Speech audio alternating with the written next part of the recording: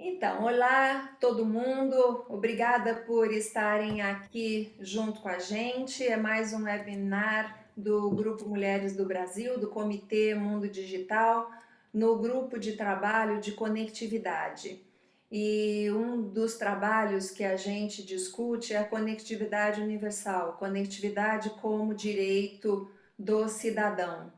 E nesse âmbito, nós convidamos hoje o Marcelo Saldanha e a Cris Gonzalez para conversarem com a gente, para a gente aprender um pouquinho mais e unir forças para lutar aí pelos direitos universais da conectividade como para todos os cidadãos, tá? Eu vou começar falando um pouquinho do objetivo da conversa, aí depois eu abro espaço para vocês se apresentarem. Então, o assunto de hoje, né? O que a gente fala, os vetos que afastam a conectividade de quem precisa. Nós estamos falando da Lei 14.109 de 2020. O Brasil tem 14,9 milhões de lares sem acesso à internet. São quase 46 milhões de pessoas desconectadas, um quarto da população com mais de 10 anos de idade. Desse contingente de excluídos digitais, 7,5% não tem sinal disponível, 25,4% não podem pagar pelo serviço e 24,3% não sabem usar a rede mundial de computadores. Esses dados são da última pesquisa nacional por amostra de domicílios, a PNAD contínua, divulgada em abril do ano passado pelo IBGE. Esses dados, eles são referentes à banda larga fixa. Se a gente for falar de banda larga móvel, tem outras questões que também acabam aumentando a desigualdade, por exemplo, pacotes de franquia de dados que terminam, a qualidade do serviço, onde o 4G está presente, a infraestrutura está presente, e, em geral, em lugares onde tem mais interesse econômico. Isso tudo significa que mais de 50% dos lares brasileiros não têm acesso à banda larga fixa e pelo menos um quarto dos que têm internet estão com velocidades muito inferiores à média nacional e mundial. Há mais de 20 anos, em agosto de 2000, foi sancionada uma lei que prometia revolucionar o acesso à informação no Brasil. A Lei 9.998 de 2000 criou o Fundo de Universalização do Serviço de Telecomunicações, o FUST, e obriga todas as empresas do setor a destinar 1% da receita operacional bruta a expansão do serviço, especialmente em regiões consideradas não lucrativas. Passados essas 2 décadas, o FUST arrecadou mais de 22,6 bilhões de reais, de acordo com a Anatel, Agência Nacional de Telecomunicações. Mas apenas uma parte irrisória do dinheiro foi aplicada para atenuar o abismo digital que isola parte da população. Em dezembro de 2020, foi aprovada a Lei 14.109, a chamada Lei do FUST, cujo artigo 1º menciona que o mesmo tem as finalidades de estimular a expansão, o uso e a melhoria das qualidades das redes do serviço de telecomunicações, reduzir as desigualdades regionais e estimular o uso e desenvolvimento de novas tecnologias de conectividade para a promoção do desenvolvimento econômico e social. Essa lei foi aprovada na Câmara e no Senado em dezembro e foi sancionada pelo presidente da República com vetos em 16 de dezembro de 2020.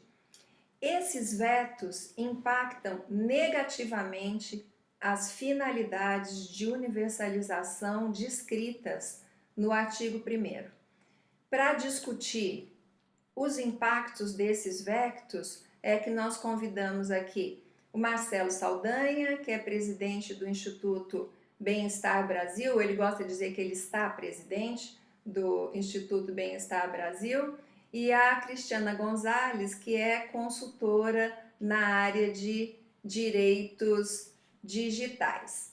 Eu vou fazer uma breve apresentação deles e depois eu peço que eles fiquem à vontade ao responder a primeira pergunta para se apresentar de uma maneira mais correta, tá? Então, assim, Cristiana Gonzalez é bacharel em Relações Internacionais, com mestrado em Sociologia, é pesquisadora da Unicamp e é consultora na área de direitos digitais, atuando aí para algumas entidades, uma delas que a gente quer conversar também é a Coalizão Direitos na Rede, que tem por princípio a garantia do acesso universal à infraestrutura de telecomunicações. O Marcelo está presidente do Instituto Bem-Estar Brasil, atua como ativista digital em defesa do acesso à internet como direito universal do cidadão. Desde 2008, ele ajuda a dar ignição em redes comunitárias, abordando aspectos técnicos, sociais, políticos, legais e regulatórios, e atua fazendo incidência política e regulatória junto aos governos federal e municipais em apoio à criação do Marco Legal das Tecnologias de Informação e Comunicação, principalmente cidades digitais como política integradora com as redes comunitárias. Vocês querem fazer alguma complementação agora ou eu posso ir para a pergunta? Podemos ir para a pergunta, muito bem apresentado aí, Maria. Eu tenho bons convidados. Então vamos lá. Vamos começar. O fundo de A minha primeira pergunta vai para o Marcelo, tá? O Fundo de Universalização do Serviço das Telecomunicações, o FUST, previsto na Lei Geral de Telecomunicações desde 97, ele foi criado e regulamentado no ano 2000 para cobrir o custo do cumprimento das obrigações de universalização de serviços de telecomunicações para todo o Brasil. Foi um fundo estabelecido para levar infraestrutura, especialmente de telecom, especialmente para a população de baixa renda, em regiões onde os serviços não seriam normalmente prestados pelas empresas privadas, em razão dos custos e do baixo retorno sobre o investimento.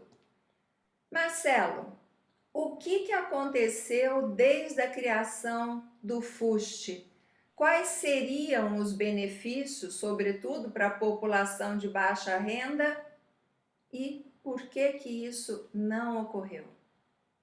Pergunta bacana, Marisa. Aí, deixa eu começar, né, fazendo alguns adendos. Que o FUST, ele, na época, né, quando foi criado, o serviço que estava mais, vamos dizer assim, em evidência e que havia necessidade de universalizar era a telefonia fixa, né? Então, se vocês olharem, né, o setor de telecomunicações, as políticas de telecomunicações, você vai ver que o único serviço que está em regime público, ou seja, que pode ser utilizado com os recursos do FUST, era a telefonia fixa. Então, isso, com o passar do tempo, e não demorou muito, né, porque a internet, apesar de ela ter começado na academia, já em 95 ela entrava comercialmente no Brasil, né?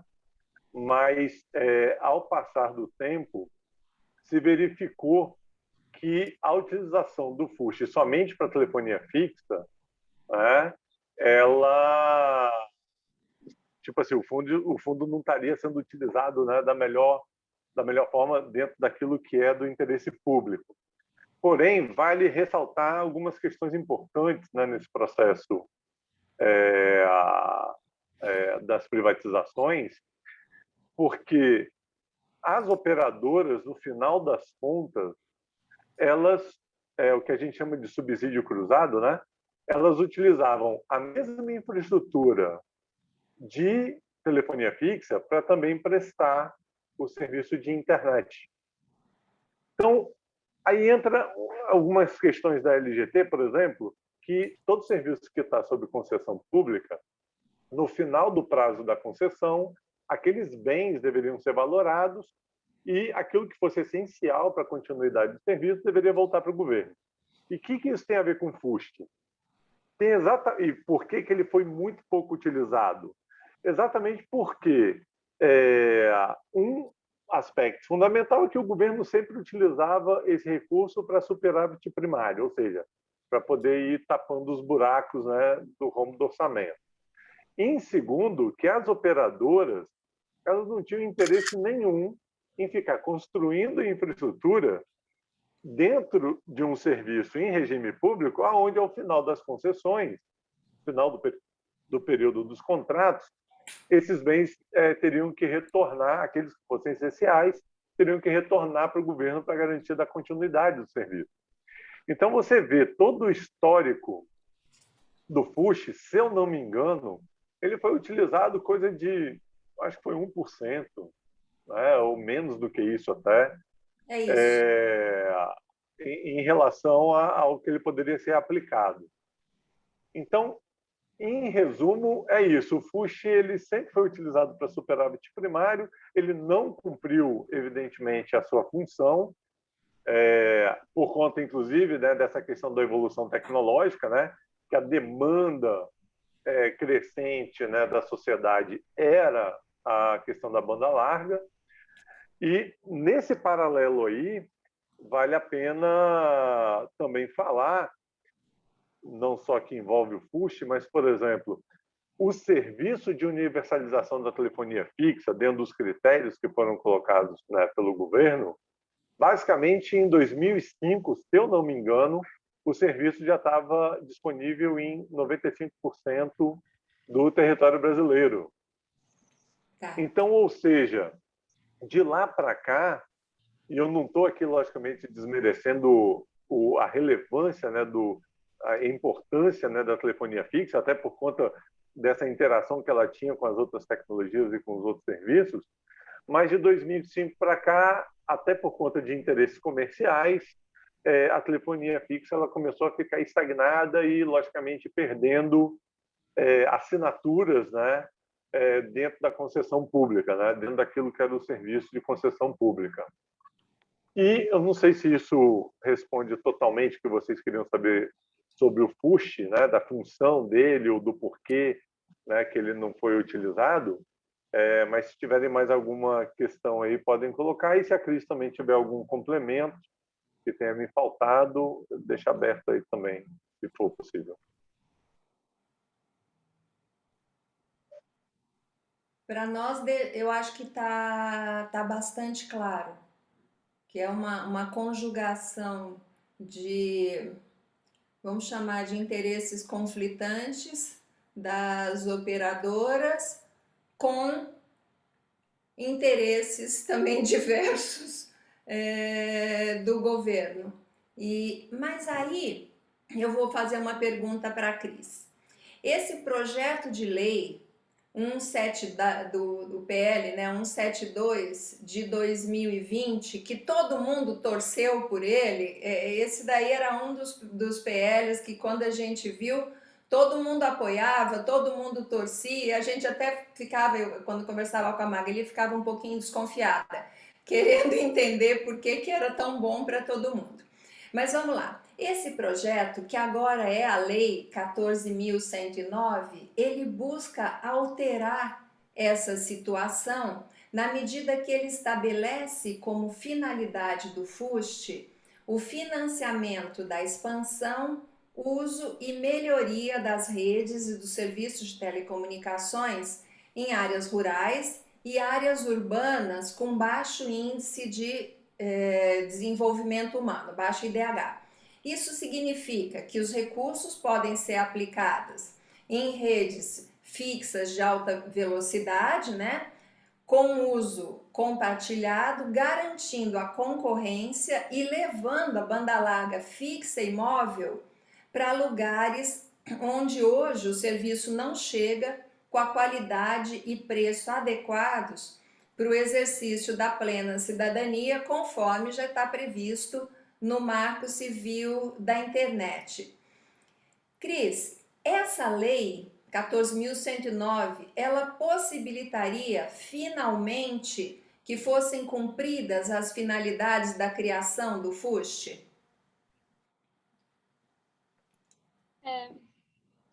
Bom, na verdade, bom, projeto de lei, sim, né, tal como ele vinha sendo discutido e como ele foi aprovado no Congresso, né, mas depois do veto, né, a gente tem um veto num dispositivo, né, que previa, né, a destinação dos recursos, né, a áreas de baixo IDH, né, em zonas rurais e urbanas, né, com veto sobre esse dispositivo, né, a gente como que eu posso dizer, a finalidade do FUST, ela fica um pouco generalizada, né? Ela fica muito ampla, né? Então, e isso permite, né, diversas interpretações, né? Então, claro, tal como ela está, ela ainda tem algumas medidas que permitem, né, destinar esse recurso, né, para, como eles falam em termos gerais, para reduzir as desigualdades, né, sociais e econômicas, né, e estimular o desenvolvimento de novas tecnologias, né, de conectividade. Dentro disso, né, a lei tal qual ela foi aprovada, né, e foi sancionada, né, pelo Executivo, ela tem 3 modalidades de apoio, né? Uma delas é o apoio não reembolsável, né? Que é um apoio a fundo perdido, vamos dizer assim, né? Ela tem uma modalidade de apoio reembolsável, né? Eu entendo aí que a gente está falando de alguma modalidade de empréstimo, né? E não é à toa que a gente tem o BNDES, a FINEP, né? A Caixa Econômica Federal, envolvidas, né? Na gestão desse recurso. E você tem a garantia, que na nossa perspectiva, né, como a gente discutiu na coalizão de redes na rede, junto com os pequenos provedores, é uma das mais importantes porque ela atua como que a gente chama de fundo garantidor, né? O que é o fundo garantidor? Porque qual que é o problema para os pequenos provedores hoje, né? É que eles são, na verdade, né, pequenos e microempresários, né, que têm poucos recursos, né?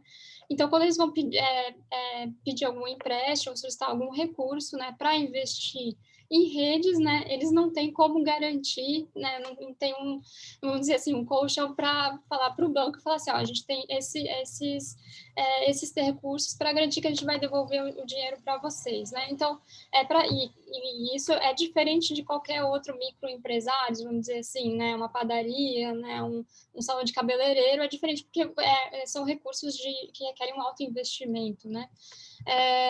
Então, essa terceira modalidade, né, de uso, né, do recurso, ela é absolutamente importante para os pequenos provedores, que são os responsáveis, né, os maiores responsáveis por levar a conectividade, né, nas pequenas e médias cidades, né, ou nas periferias, às vezes, né, das grandes cidades, etc.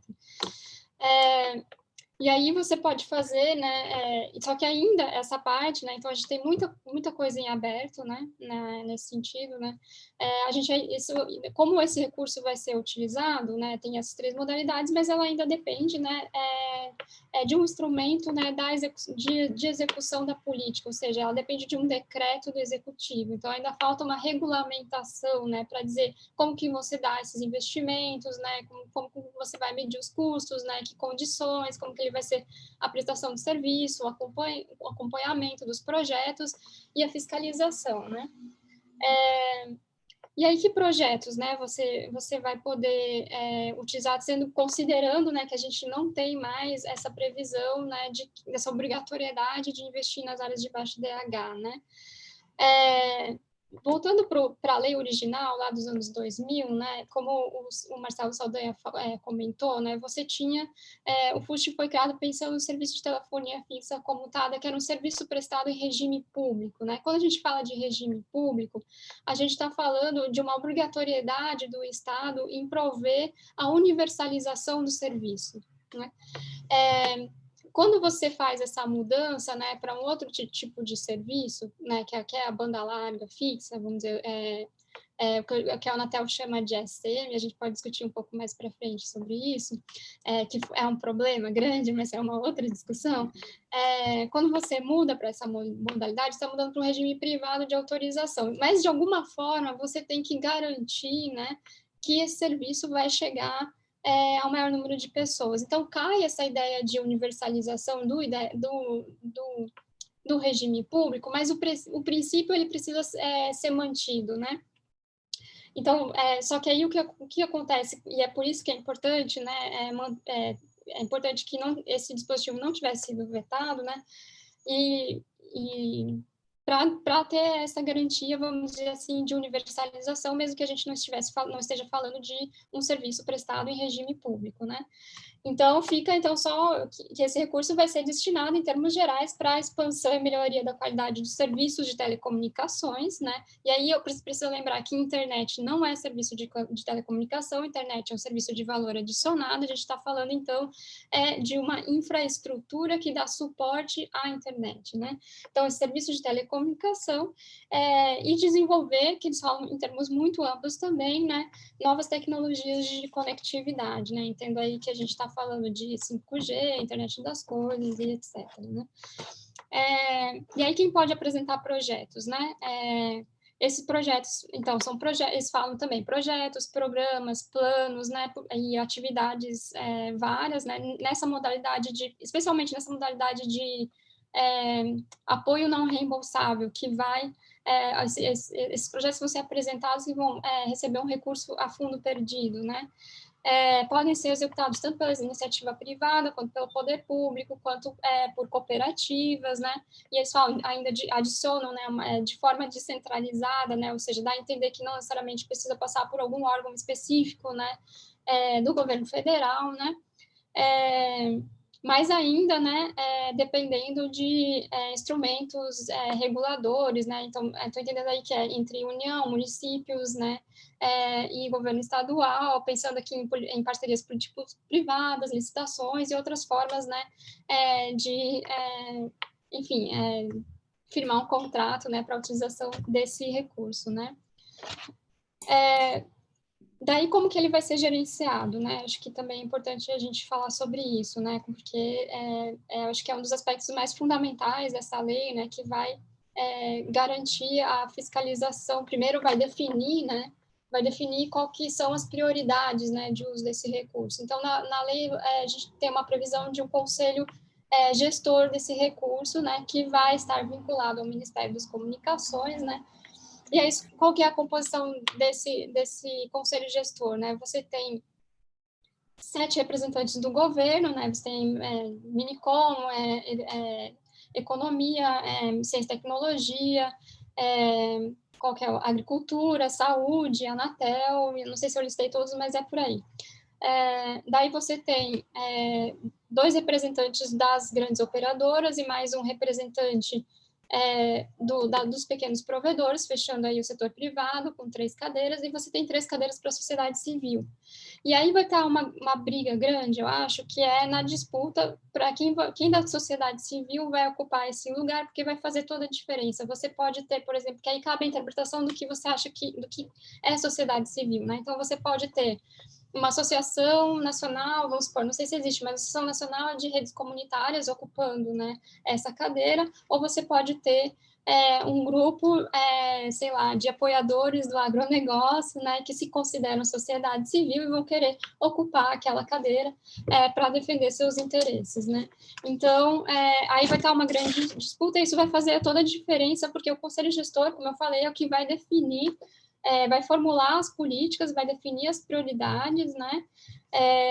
E aí a gente pode, inclusive, colocar, né? E já que, vamos supor, né? No pior dos cenários, que a gente não consiga reverter esse veto, dentro desse conselho gestor, né? E nessa parte de definição das prioridades que a gente poderia incluir as áreas de baixo IDH, mas vai ser uma disputa muito grande, porque, como eu falei, são 7 membros do governo, né?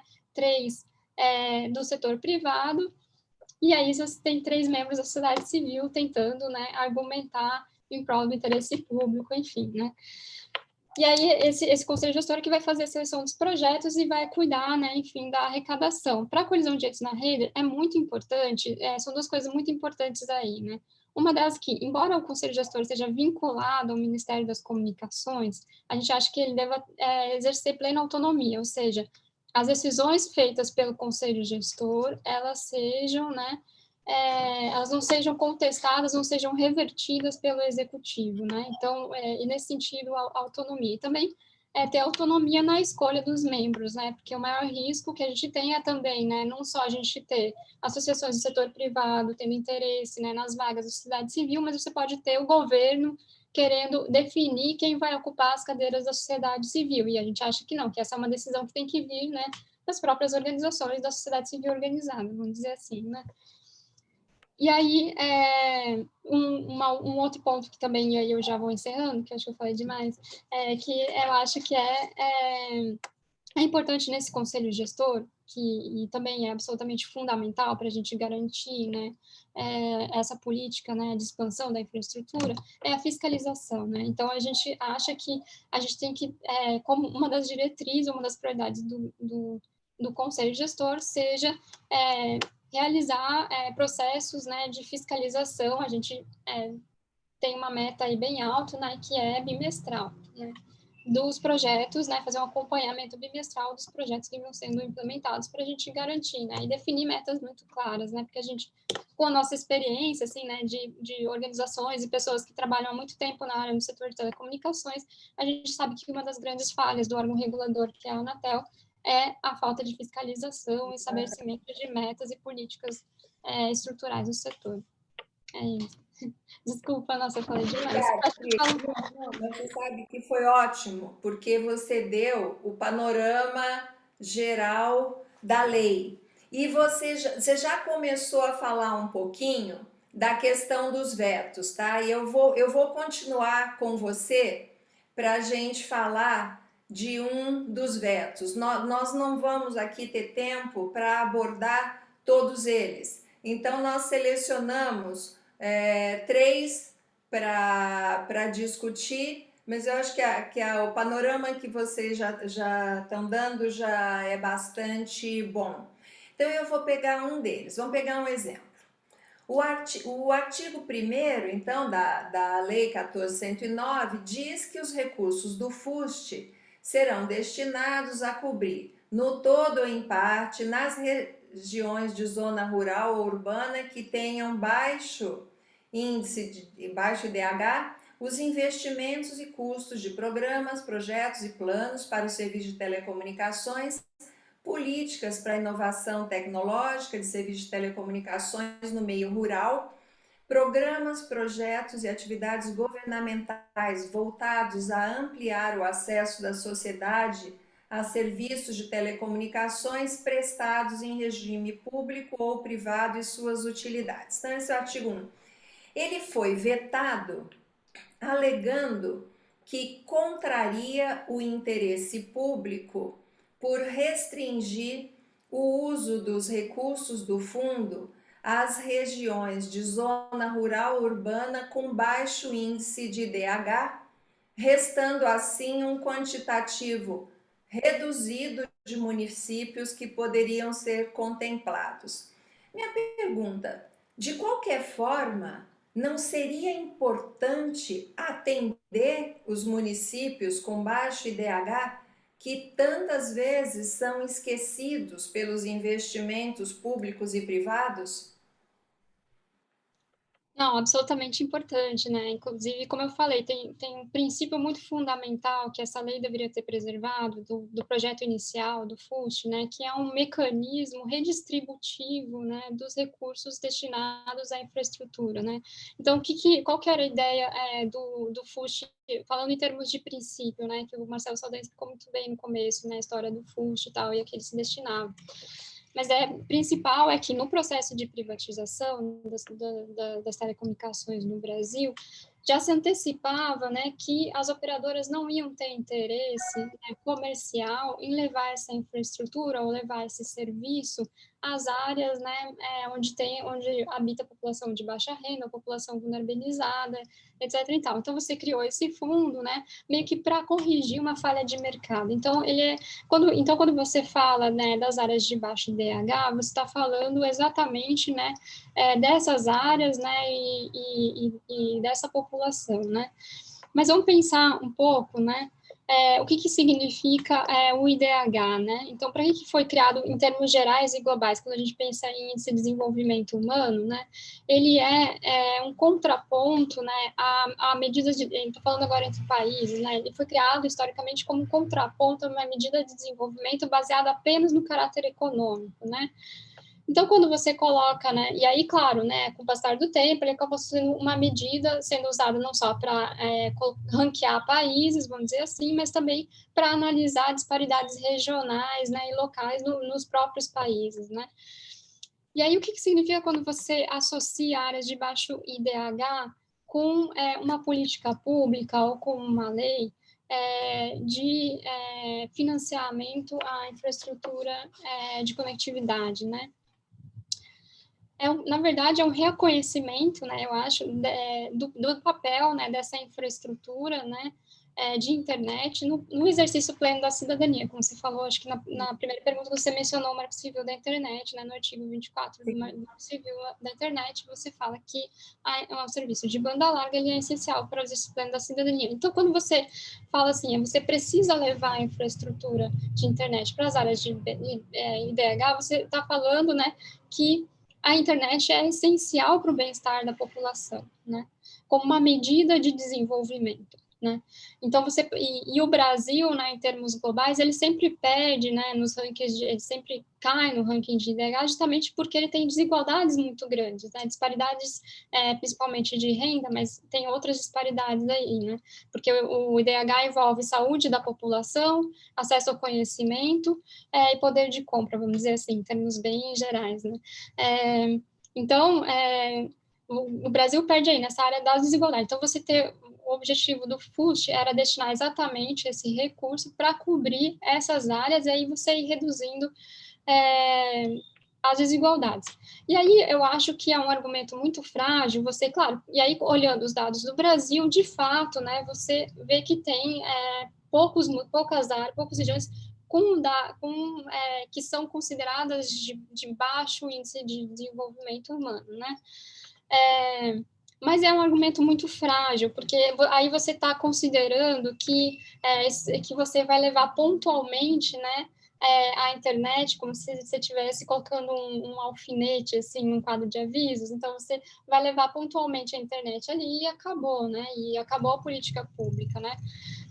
Mas não se trata só de conectar os municípios, que é o que mede, né, o índice de desenvolvimento humano, né, a gente está falando de levar a infraestrutura de backbone e backhaul, ou seja, uma rede que vai conectar outras redes, né? Então, você vai falar da distribuição de links, a gente está falando de áreas remotas, você está falando de atravessar a Amazônia com fibra, você está falando de levar internet em Macapá, então você tem toda uma necessidade de investimento de recursos que não diz respeito à quantidade de municípios que cumprem, né, essa categoria de baixo índice de desenvolvimento humano. Além disso, né, não é só o backbone e o backhaul, mas você está falando de levar a postos de saúde e hospitais, você está falando levar em escolas públicas, né? Tudo isso requer, né, um outro investimento, e um investimento contínuo, né? Porque você também precisa atualizar essa infraestrutura, né? Principalmente em termos de velocidade.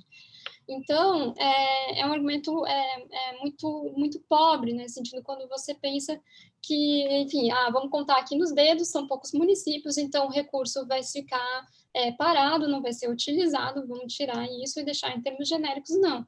Na verdade, esse recurso é justamente para você nivelar, né, o país em termos de acesso, e isso não é só áreas remotas e áreas rurais, é nas periferias das grandes cidades que a gente sabe, né, qual que é a realidade.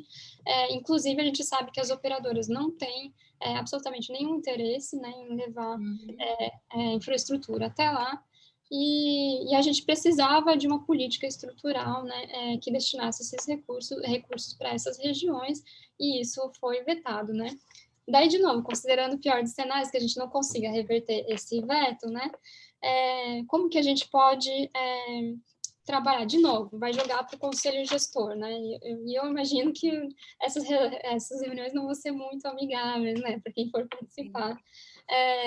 Então, e isso que é ruim também, né? Por isso que é importante a gente trabalhar pela reversão dos vetos, né? Porque não pode deixar tudo, né, na responsabilidade do conselho gestor, né? Vamos torcer que dê tudo certo e e ele vai definir as prioridades de forma, né, a cobrir aquilo que os vetos deixaram em aberto, né?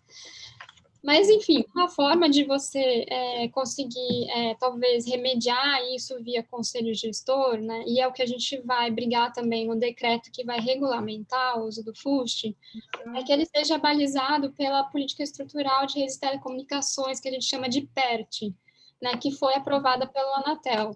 O PERT estava previsto também na LGT lá de 97, mas ele só foi aprovado em 2019, né? E ele na verdade, uma política, na verdade, é uma política, né, como ele fala, ela é estrutural, mas eu acho que ela é estruturante também, né, das possibilidades de acesso no Brasil. E ela é um grande diagnóstico, né, das lacunas, né, das redes de transporte e de acesso em todo o país, né. Então, um dos diagnósticos que constam lá no documento do PET é que mais de 50% da população que não tem acesso à fibra, acesso à internet via fibra, ela está nas regiões norte e nordeste, né? Outro dado, acho que era quase todos os municípios com menos, ou seja, os pequenos municípios, né? Todos os municípios com menos de 30 mil habitantes, e aí eu estou imaginando, por isso que era importante você prever, né, conectividade na zona rural, né, porque é onde estão esses municípios. Então, os municípios com menos de 30 mil habitantes, eles não têm acesso a 4G, ou seja, têm acesso à internet móvel de uma forma muito precária, né. Outra coisa era que você tem mais de 1.000 municípios hoje, né, com uma velocidade de 5 megabits por segundo, isso é muito pouco, né, e são muitos municípios, se a gente pensar. Então, você tem todo esse diagnóstico, e o PET prevê, acho que, 3 linhas de ação, né, uma era ampliação da rede de transporte, né, ampliação da rede de acesso, ou seja, backbone, backhaul, e a construção de redes públicas essenciais, né. Então, de fato uma política pública, né, que a gente acha que existe, que foi aprovada pela Anatel, né? Então ela é uma política nossa, né, que a gente tem que usar e tem que fazer com que ela seja implementada. Então por isso que vai ser importante, né, você não só talvez tentar reverter o veto, né, mas também incluir o PERT como balizador. E o PERT, né, na política do PERT, ele prevê a utilização dos recursos do FUST, né? Então, já está lá, já está isso. Então, o que a gente tem que fazer é essa ligação, né, no decreto que vai regulamentar e nas próprias diretrizes do Conselho Gestor, né, fazer com que a gente tenha, pelo menos, mencione, né, o PERT nessas políticas, né. Eu te agradeço, Cris, porque o que eu vejo é o seguinte, né? Que se pelo menos eu entendi que para levar aos municípios de baixo IDH, a gente já teria que montar uma infraestrutura que beneficiaria uma área muito maior do que apenas o município. E de qualquer forma, levar a esses municípios já reduziria parte da desigualdade, já elevaria o IDH. Talvez daqui a um tempo a gente não precisasse mais desse artigo da lei. Então não é uma questão de vetar, mas seria uma questão de atender. E te agradeço que você já começou a falar de um encaminhamento de solução. Eu queria voltar para o Marcelo. Marcelo, para você ajudar a gente a entender uma outra parte ainda desse veto, tá? Nesse veto ainda, outra das razões alegadas é que o dispositivo poderia criar uma vantagem competitiva para os provedores que receberem recursos do fundo, uma vez que teriam custos de produção mais baixos em razão dos subsídios do FUST, os quais favorecem as empresas ou tecnologias específicas em detrimento dos seus concorrentes. Você pode nos ajudar a entender como que seria esse favorecimento a empresas ou tecnologias específicas? Pronto. Antes, Marisa, eu queria só pontuar o seguinte: eu acho que esses vetos que o presidente fez, na verdade, eles estão sendo criados para poder ser usados como moeda de troca depois. Essa é a minha percepção, né? E nessa questão de competitividade, nós temos que analisar o seguinte contexto. Primeiro, qualquer um pode participar, né, dentro daquele hall que a Cris falou. Só queria incluir, Cris, as entidades sem fins lucrativos, né, porque as OSCs, né, as organizações da sociedade civil, elas também vão poder participar na apresentação de propostas, né? Então, qualquer um pode participar, não existe ali, a princípio, nenhum limitante. Evidentemente que com a regulamentação, né, eles vão criar, logicamente, critérios mínimos ali de como é que esses projetos devem ser apresentados, formato e tudo mais. Então, no quesito até agora de igualdade e participação, isso daí está tranquilo. Uma outra questão importante tem a ver com o conselho gestor e tem a ver com as atribuições que foram feitas para o conselho gestor, ou seja, não pode ser qualquer projeto. Apesar dos vetos eles terem deixado, como a Cris falou, de forma mais generalizada, e isso é perigoso, isso tem a ver, inclusive, com um veto que não está citado aqui no nosso webinar, que é o artigo 6A, né? Que beneficia as teles, de certa forma, e começa a emagrecer, esvaziar um pouco o FUST. Nós temos que entender que o processo de participação ele não está restrito. O conselho gestor e as atribuições que foram dadas a ele estão direcionadas para que os projetos que sejam aprovados eles estejam ligados ao interesse público, às políticas públicas e à universalização do serviço, porque senão não seria FUSH, né? Teria que ser outro nome.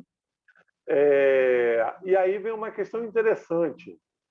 O que é criar desvantagem? Eu acho que não, pelo contrário. Se todo mundo, se todos os prestadores de serviço querem apresentar algum projeto que seja relevante, e aí, no ponto de vista de mercado, funciona assim. Infelizmente, não vamos mudar as regras do jogo agora só para poder dar subsídio para esse veto. Sobrevive aquele que inova mais, né, que tem capacidade de executar aquilo que está sendo proposto. E aí nós não estamos falando só de tamanho, porque o projeto ele não fala sobre tamanhos de projeto, de tamanhos do impacto, né, que vai ter. Então, esse processo ele vai se dar de forma natural como o mercado ele vem lidando. Eu acho que na regulamentação, muito provavelmente, eles vão colocar aquilo que a Lei 8666 já tem, que é permitir, por exemplo, que quem seja menor tenha critérios, vamos dizer assim, mais leves, né, para poder participar e poder ser contemplado. Né? Então, isso a gente vai discutir provavelmente em regulamentação. Uma coisa interessante em relação a essa questão da desigualdade, e aí a gente está falando, por exemplo, de tipos de tecnologia ou então de serviços. O FUST, até que se mude o nome dele, é para a universalização dos serviços de telecomunicações. Né? Então, por exemplo, me espanta se, porventura, esse conselho gestor começar a aprovar lá projetos que não tenham a ver com a universalização dos serviços de telecomunicações. E aí eu vou dar um exemplo. IoT é serviço de telecomunicação? Não. Você querer desenvolver, sei lá, programas de educação no campo ou em áreas desassistidas e tal, é telecomunicações? Não. Então vai ter que ter critérios assim muito bem elaborados para que o FUSH também não vire um oba-oba, né, para poder se pegar recursos para poder se desenvolver qualquer tipo de atividade. Apesar da gente saber que na própria lei ainda tem a questão de destinação de 18% para a educação, e aí a gente espera que quando o pessoal da educação fosse se mobilizar, né, para poder utilizar esses 18%, que seja para poder levar infraestrutura de telecomunicações para as escolas, né? Que não seja simplesmente, por exemplo, para poder, vamos fazer contratação de plataformas de ensino à distância. Não, isso para isso tem o FNDE. Né? Então, a gente tem que minimamente ser coerente com aquilo que o fundo está sendo destinado.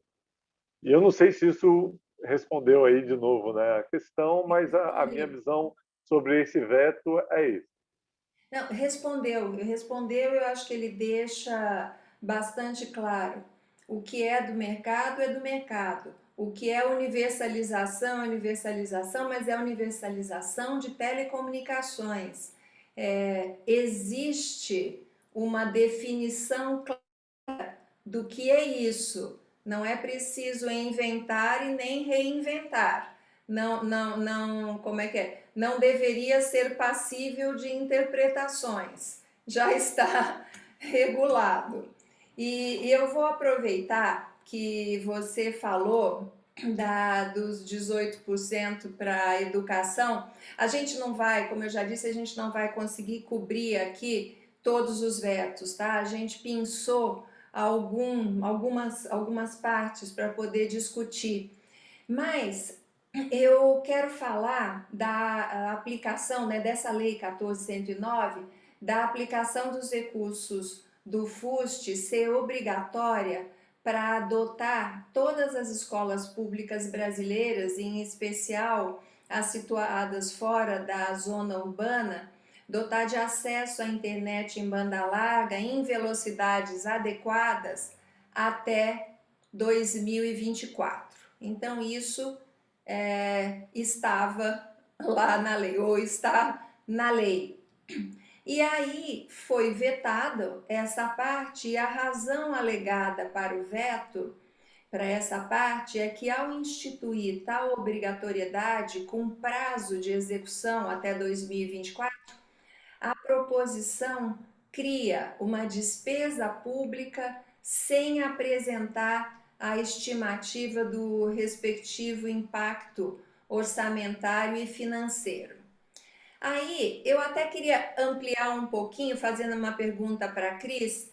É o seguinte: já existem várias outras iniciativas para levar banda larga para as escolas. Então, a gente já viu programa Banda Larga nas Escolas, GESAC, o PIEC, que é o Programa de Inovação de Educação Continuada, agora o Wi-Fi Brasil, tem outros. Agora, no entanto, me parece que o que realmente o problema aqui desse veto foi a questão de assumir um compromisso de prazo até 2024, porque assim, os recursos do FUST existem, certo? E todos esses outros programas, eles também devem ter recursos previstos no orçamento. Então, assim, se a gente partir do princípio que recursos existem, o que é que motivaria esse veto aqui da banda larga nas escolas? É o prazo? O argumento que a gente mais ouviu, assim, pelo menos eu, nessa última fase, assim, né, de incidência sobre o Congresso, né, para tentar aprovar, é que tinha um problema de fato com o prazo, né, de 2024, mas eu entendo, bom, em primeiro lugar, né, primeiro que o recurso FUST, como você mesmo falou, Marise, ele existe. Então, ele não tem absolutamente nenhum impacto no teto de gastos, por exemplo, né? É um recurso que vem sendo recolhido e que pode ser aplicado, né, nas políticas definidas pelo Conselho Gestor, sem nenhum impacto orçamentário. Então, me espanta muito que venha usar esse argumento de que, nossa, vamos fazer uma análise de impacto orçamentário, porque, enfim, o recurso está lá no fundo, né, parado, como o Marcelo também falou, sendo usado para cobrir a dívida pública, etc. e tal. Então, não tem impacto no orçamento nesse sentido, né? Ele existe e é recolhido pelo Estado.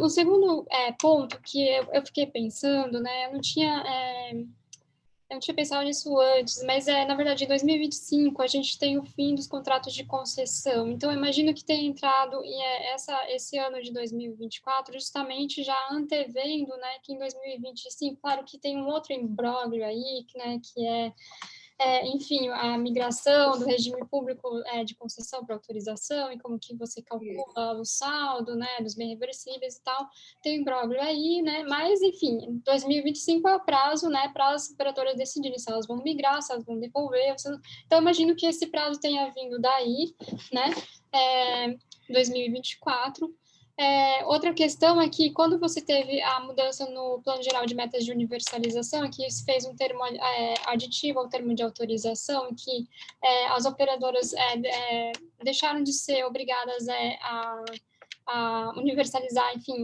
a telefonia fixa, né? Tinha uma previsão de instalação de postos de serviços telefônicos, tal. Quando teve uma mudança, né, na época da alteração do Plano Geral de Metas de Universalização, que obrigava as operadoras a levarem banda larga a todas as escolas públicas urbanas, né? E a meta era 2025. Então, você já era uma data prevista, já era uma política que devia ter sido implementada e não foi. Então, não tem exatamente nenhum assombro você colocar ali que é 2024, porque já estava previsto, a Anatel devia ter fiscalizado essa implementação, devia ter cobrado das operadoras essa obrigação, e isso, né, não foi feito. Na verdade, esse dispositivo, né, expõe uma série de falhas regulatórias da Anatel, né, e de um lado, enfim, um descaso, para não usar outra palavra, das operadoras, vamos dizer assim, né, com essa política. Então, você tem essa data, eu imagino que é por causa disso. O que o projeto de lei do FUSH era melhor do que essa política? Porque não era só escolas urbanas, você tinha todas as escolas brasileiras, né? Então, você tem as escolas rurais, entendeu? E aí, quando você estabelece projetos de parcerias, né, entre escolas, né, entre escolas públicas, né, organizações sociais sem fins lucrativos, né, e setor privado, quando você prevê esse tipo de parceria, você também pode cobrir uma outra falha, né, que teve no Plano Nacional, no Plano Banda Larga nas escolas, né, que foi um argumento que eu vi muito disseminado, é que muitas escolas não receberam, não implementaram essa política, porque elas não tinham, infraestrutura para receber ou para lidar, enfim, né, ou para implementar, né, vamos dizer assim, uma política de banda larga, ou você não tinha capacidade de gestão das próprias escolas, né, para desenvolver, enfim, para implementar e desenvolver, né, a internet e gerenciar, né, o acesso a essa rede. E aí isso gerou uma desigualdade maior, né, ou seja, foi muito pior, né, você ter esse tipo de falha, né, vamos dizer assim, de infraestrutura e de gestão. Por quê? Porque as escolas que acabaram recebendo, né, claro que eu não acompanhei muito de perto, né, mas é que isso parece muito nas nossas conversas, discussões da coalizão. Então, as escolas que acabaram recebendo foram as escolas mais elitizadas, que tinham um preparo maior, um conhecimento técnico maior, para receber esse recurso, né, da banda larga nas escolas, né? Então, na verdade, ele aprofundou ainda mais as desigualdades. E, além disso, né, do lado das operadoras, o que elas falaram é que tinha baixa capacidade de backhaul, né, e, entre aspas, uma inviabilidade técnica, e exatamente por isso que elas não implementaram, né, não realizaram essa implementação da banda larga nas escolas. E aí, o projeto de lei do FUSH, esse dispositivo de educação, de investimento em todas as escolas brasileiras, ele é absolutamente importante porque, combinado, né, com outros dispositivos, com a forma de gestão do conselho gestor, né, com a possibilidade de você fazer parcerias entre diversas entidades, né, público-privada e tal, e a possibilidade de você usar fundo perdido, né, de você ter um fundo garantidor e etc., ela meio que cobria, né, essas falhas. Então, eu acho que, enfim, não tem muitos argumentos, mas é um argumento exatamente muito frágil você falar que 2024 é pouco tempo para você implementar essa política. Não, eu concordo com você e eu quero só puxar aqui um ponto que volta num ponto seu anterior, que é o seguinte: nós tivemos e temos várias outras políticas e programas com prazos. mas não existe a fiscalização, não existe alguém que assegure que eles vão acontecer. A gente já está indo para o final. Marise, me Fale, permita só fazer pode uma breve falar. complementação do que a Cris falou, porque o Banda Sim, Larga nas escolas foi tema que a gente acompanhou durante algum tempo aqui pelo Instituto. E vale lembrar o seguinte: o Plano Nacional de Banda Larga também impôs obrigações, né, de banda larga nas escolas, né? Tem lá os termos de compromisso, né, que elas assumiram na época. E se eu não me engano, e Cris, vê se você lembra aí também, o presente que elas receberam do 450 MHz também tinha obrigações de internet nas escolas, se eu não me engano, inclusive nas rurais. até 2014 ou 2016, se eu não me engano. Aí, se eu não me engano, era por aí, não É, era? eu lembro que era isso, e um dos temas também interessantes do Banda Larga nas escolas é que a fiscalização era feita por um setor da Anatel e do MEC. E vale citar uma coisa interessante em relação ao Banda Larga nas escolas. Essa lista saía pelo INEP, e várias escolas ditas como conectadas, a gente fez assim uma pesquisazinha básica, pelo menos aqui no nosso município, estava dito que estava conectado e na realidade não estava. Aí as operadoras alegavam que eles deixavam o ponto até o poste porque a escola não permitiu fazer a instalação do serviço. Então, nós temos problemas sérios, né, históricos em relação a como a fiscalização é feita, e lembra bem o que a Cris falou do Conselho Gestor, não só na fiscalização, mas também principalmente na transparência. Eu te agradeço, Marcelo, pela complementação, porque é bem por aí. Eu queria. Agora é o seguinte: o que, que eu quero para a gente entrar no bloco de encaminhamento de soluções, tá? Nós temos aqui duas perguntas que já vão aí dar o gancho para esse bloco também, e depois eu finalizo para vocês. Tem uma pergunta. Bom, pelo que a gente discutiu até aqui, os vetos impactam negativamente as finalidades de universalização do serviço de telecomunicações e, consequentemente, atrasam a redução das desigualdades sociais decorrentes da falta de conectividade, certo? Então, a Cris mencionou um pouco e eu quero entrar no assunto de derrubar os vetos.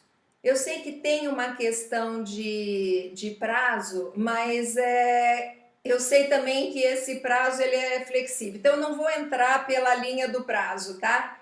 Porque eu sei que é possível. Tem uma pergunta da Rita Dias, que está aqui com a gente, que ela pergunta o seguinte, aí qualquer um de vocês dois fiquem à vontade para responder. Se já existe apoio de alguns deputados ou senadores para fazer essa mudança, para derrubar os vetos.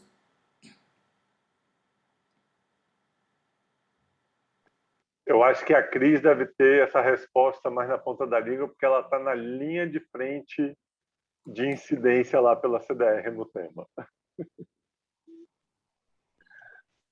Que assim, para derrubar o veto, né, você tem que juntar, né, o Congresso, a Câmara dos Deputados, né, e o Senado para votar, né, e aí, não sei se, eu imagino que vocês tenham acompanhado, a gente passou por um período meio turbulento, né, na verdade, turbulento toda semana no Congresso, um período meio turbulento das eleições, né, da presidência do Senado e da Câmara, né, então, passado esse período, as consultas que eu fiz, sim, há interesse, né, justamente por causa disso, porque, como você mencionou no começo, Marisa, ele é um projeto de consenso, né?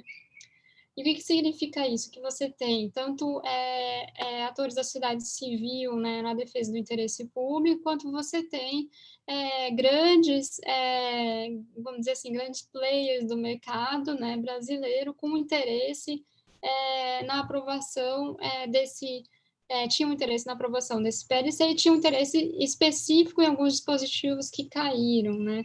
E um deles é a área de baixo IDH, porque não era só a área de baixo IDH, ela previa, né, que a Anater, né, que a Agência Nacional, como é que fala? Agência Nacional de Assistência Técnica e Extensão Rural, né, ia gerenciar a inovação no campo.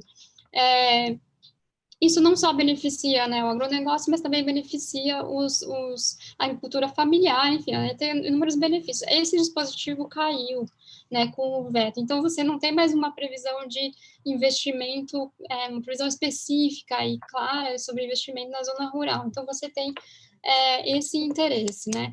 Além, né, do veto do que o Marcelo falou, mas a gente não apoia, na verdade a gente apoia esse veto, né? A gente não apoiava o dispositivo no projeto de lei, mas esse é o único veto que a gente apoia, né? Que diz respeito ao interesse das operadoras, né?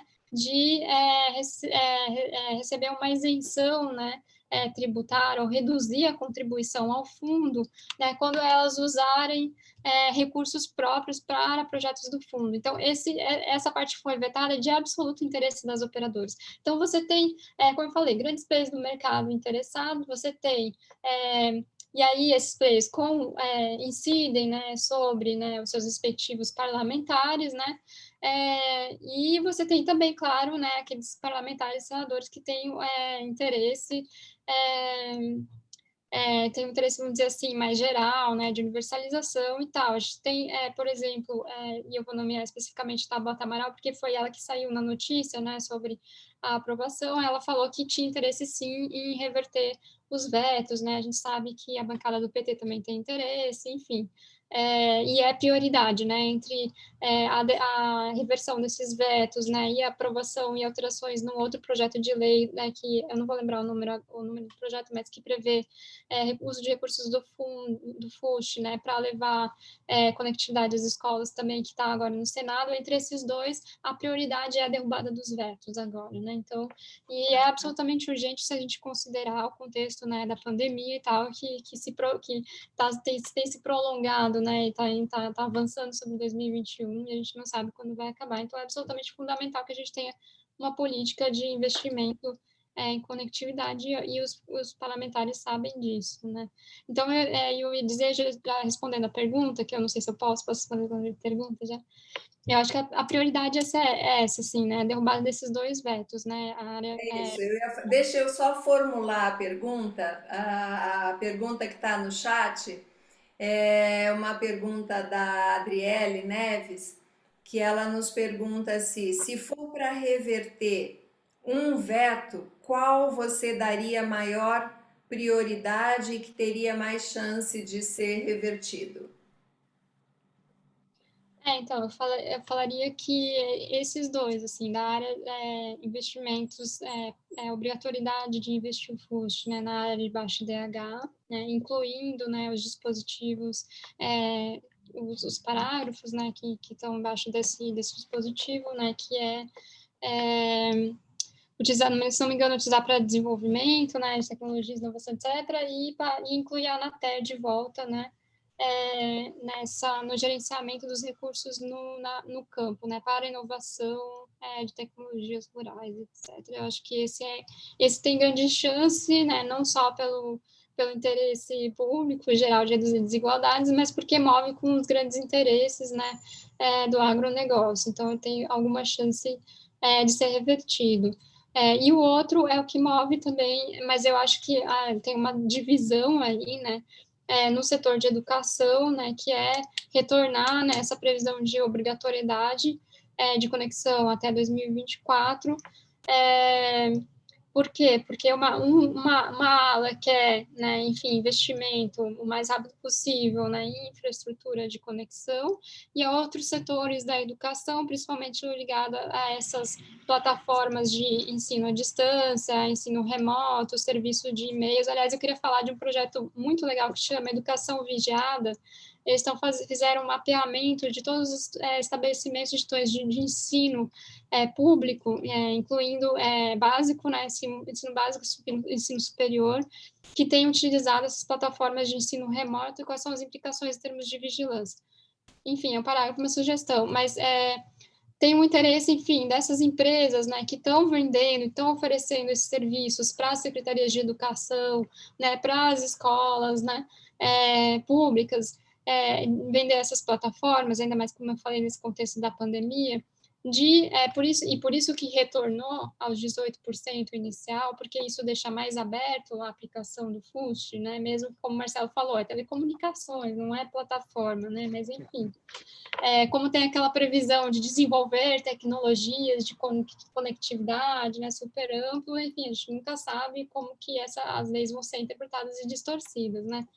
Então, tem essa divisão, e eu acho que retornar ao parágrafo, ao artigo original, né, o artigo 8º, é absolutamente fundamental para a gente garantir, né, que seja investido, de fato, em telecomunicações e infraestrutura de rede fixa. Né?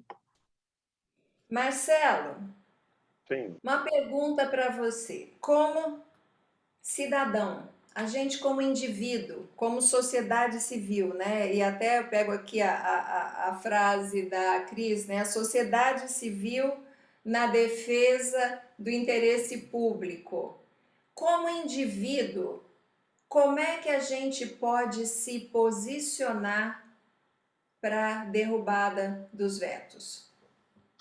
Olha, nesse tempo todo, né, que a gente atua de forma mais organizada nesses coletivos, né, na campanha Banda Larga, o Marco Civil Já, CDR, né, sempre estivemos organizados coletivamente aí nessas pautas de incidência.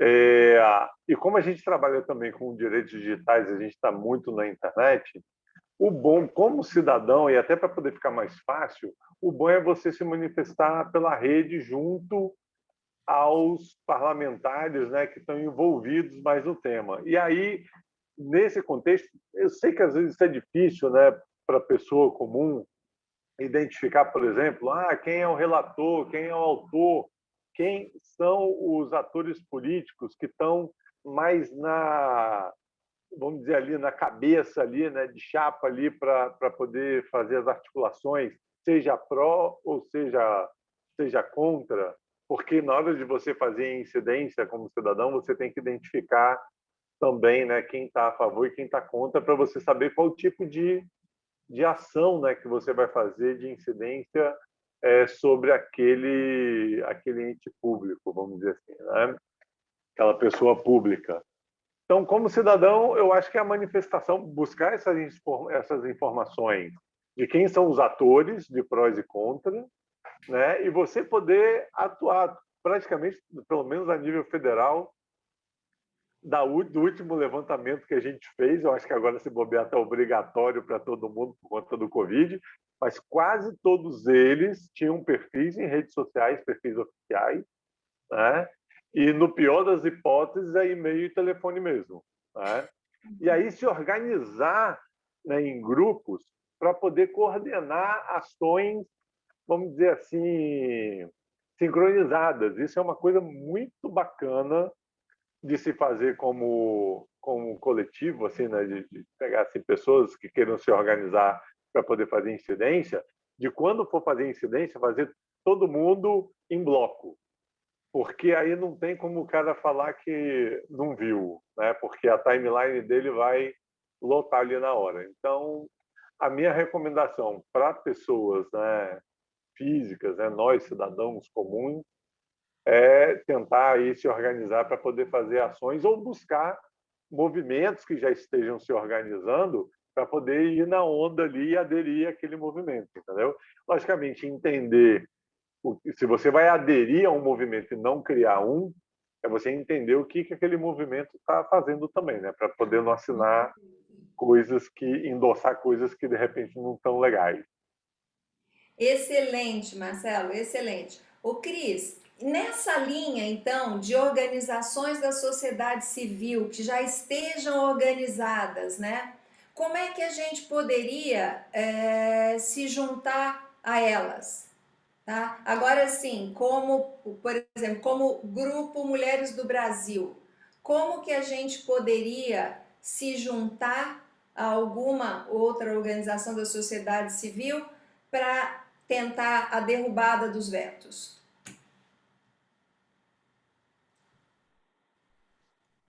Eu acho que é bom, é a atuação, né, usar a força, né, e o fato de, pelo que eu entendi, de vocês terem, enfim, estarem espalhados pelo Brasil, né, vamos dizer assim, né, de terem mulheres em vários lugares, cidades, regiões, aproveitar esse fato, né, e levar essas informações, né? Primeiro, fazer esse trabalho de base, que eu imagino que vocês tenham, mas incluir, né, na pauta de vocês, eu acho que talvez esse webinar seja um passo nesse sentido, né?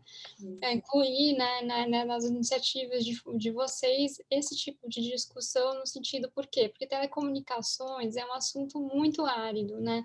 Ele é absolutamente importante, mas ele tem tecnicalidades muito grandes, ele tem um vocabulário regulatório que é muito difícil, ele não tem o mesmo apelo na imprensa, né? Então, uma coisa é você falar de vazamentos de dados, né? Que já é difícil de ganhar atenção, mas nos últimos anos tem ganhado maior atenção, né? Falando aqui em termos de direitos digitais, né? Então, você tem, né, de liberdade de expressão, né, ainda mais quando se discute, né, eleições ou política nas grandes plataformas e tal. Esses assuntos têm mais apelo do que você falar, precisamos levar um backbone, backhaul, um plano geral de metas de universalização, né, tem um fundo que chama FUST, entendeu? É todo um conjunto, né, de um vocabulário que precisa ser traduzido e mastigado para o público geral, né, e que as pessoas entendam a conexão, né, entre essas regulações, né, e essas iniciativas e políticas públicas com o dia a dia, com o fato de que ela vai acessar a internet só pelo celular, com a pandemia, né, o seu filho e sua filha não conseguem acessar os conteúdos educacionais, né, que está ligado com uma política regulatória maior. Então, acho que tem um trabalho aí de base que essas organizações, né, associações podem fazer, né, que é mais informativo, né, e que é provocativo no sentido, olha, tem uma série de falhas e como que a gente pode mudar isso? Bom, a gente pode se juntar a outras organizações, eu agradeço, né, o convite, o interesse de vocês, né, no trabalho que várias organizações vêm fazendo, o Instituto Bem-Estar Brasil, no PEF, o IDEC, né, interesse nas redes comunitárias. Eu acho que é justamente se aproximar, né, dessas organizações que estão trabalhando, né, de uma forma ou de outra, né, tem organizações que trabalham mais na regulação, tem organizações que trabalham mais mão na massa, né, em desenvolver soluções, né, então, de se aproximar dessas organizações, né, e tentar construir essa agenda em comum para quando a gente precisar ir no Congresso, o que a gente faz quando a gente fala em ações de incidência, né? A gente geralmente produz uma nota técnica, né, enfim, né, elencando, tentando fazer uma discussão sobre o problema, né, então a gente precisa provar um PL que diz respeito ao Fundo de Universalização do Serviço de Telecomunicação. Bom, em primeiro lugar, o que é esse fundo? Por que ele é importante? Por que ele precisa ser aprovado agora, né? Então, tudo isso é sempre explicado nos documentos que, por exemplo, a Coalizão de Direitos da Rede faz, né, em parceria com todas essas organizações que já trabalham no tema de acesso, né? Então, a gente produz esses documentos e aí a gente faz isso que o Marcelo falou, por exemplo, agora, desde outubro do ano passado, né, o que eu fiz? Eu comecei a ligar, né, então a gente produziu uma nota técnica, a gente publicou no nosso site, deixou disponível para todos, e além disso, né, eu fiz uma outra nota técnica de circulação interna para os parlamentares, né, que era e eu fiz justamente isso, eu comecei a ligar, peguei a lista lá no site, peguei o telefone, né, de todos os senadores e comecei a ligar para as assessorias, só que, claro, sempre tem, não atende, ou a secretária está, enfim, fala que a agenda está ocupada. Por exemplo, a gente queria muito ter feito uma reunião com a Columbre, né, a gente não conseguiu por causa de problemas de agenda, porque com a pandemia as sessões presenciais, né, no ano passado não estavam sendo realizadas, então você tinha um problema de acúmulo de pautas para votar. Então, tem todos esses problemas, né, típicos, né, dessa nova modalidade de fazer política que a gente está vendo agora com Covid-19, mas a gente fazia isso, e é muito simples, né, mas a gente faz isso, eu recomendo que seja mais como um coletivo, né, que, enfim, e aí, o que seria interessante é que essas ações fossem coordenadas. Então, uma coisa legal é, tipo, a Coalizão de Direitos na Rede marca uma reunião com o senador tal, né, que é o relator, vamos dizer assim, do projeto tal, que é de interesse de acesso. E aí, outras organizações também marcam uma reunião, né, apresentando a mesma pauta. E isso dá uma ideia de volume, né, de intensidade, e gera uma pressão que a gente chama de pressão política. Isso é pressão política, entendeu? Então, essas ações coordenadas, né, que o Marcelo Saldanha falou, pode ser, então, desde isso até a assinatura de documentos coletivos, né, ou a gente conversar e dialogar mais e falar assim, olha, tal semana vai ter tal projeto de lei sendo votado, ou não precisa ser só no Congresso, né? A Anatel abriu uma consulta pública, né? Então, essa consulta pública ela pode afetar, né, o tema do acesso, da conectividade, das redes comunitárias em pontos X, Y, Z. Vamos todo mundo contribuir, vamos, porque geralmente o que a gente vê nessas contribuições também das consultas públicas da Anatel é que você tem muito setor privado muito presente. Aí o que você sempre vê, né? Eu estava analisando a consulta pública do 5G, daí, assim, tipo, TIM, claro, na consultoria privada X, né? Eles fazem uma espécie de ataque massivo, assim, nas consultas públicas, todo mundo. E o que a gente precisa fazer do nosso lado é que as diversas associações, e isso pode ser combinado, tipo, pode ser que uma associação, uma organização não entenda tanto do tema, né? Mas, como tem várias outras organizações que entendem, a gente pode compartilhar informações, né? Ou combinar, né? Pontos que sejam importantes de serem destacados, porque é isso que eu falei, um tema bastante técnico e é bem difícil, assim, de você promover maior participação pública, inclusive individual, né, porque requer essa tradução, né. E aí outra coisa que a gente faz bastante é campanha nas redes, né, porque é isso, a gente não tem muito recurso para fazer uma campanha massiva, né, vamos dizer assim, né, de propaganda em televisão, etc e tal.